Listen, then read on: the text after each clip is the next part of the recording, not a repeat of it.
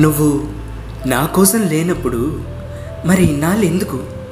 మాట్లాడి కలిసి తిరిగి గొడవపడి bike rides, long drives, movies, beaches, park, pub ఇలా అన్నీ కలిసి ఉండి కలిసి తిరిగి ఎన్నో సమయాల్లో గొడవపడి ఒకరిని ఒకరు వదిలించుకోక ఒకరి కోసం ఒకరు అన్నట్టు ఉండి చాలా విషయాలని కలిసి మాట్లాడి షేర్ చేసుకొని ఒకరికి కష్టం అంటే ఇంకొకరికి కన్నీళ్ళు అన్నట్టు. కానీ ఇప్పుడు ఇలా లాస్ట్కి ఒక స్ట్రేంజర్స్లా ఉండటానికా? మరి నేను నీతో మన లైఫ్ ఇలా ఉండాలి అలా ఉండాలి అని ఫ్యూచర్ గురించి కలలు కంటూ ప్లాన్ చేసుకున్నది అంతా వ్యర్థమేనా? ఒక నటనేనా? ఒక అర్థం లేని ఊహనేనా?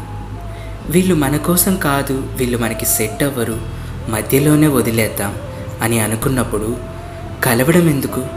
వీళ్ళు మనకి వద్దు, కుదరదు అని ముందే వదిలేయాలన్న ఆలోచన ఉన్నప్పుడు ఎందుకు? I don't know why destiny made both people to meet each other.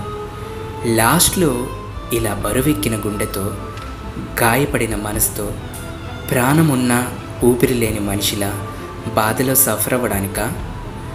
But as we all knows, బాధతో బ్రతికే బ్రతుకు ఎప్పటికీ శాశ్వతమే, తప్పదు.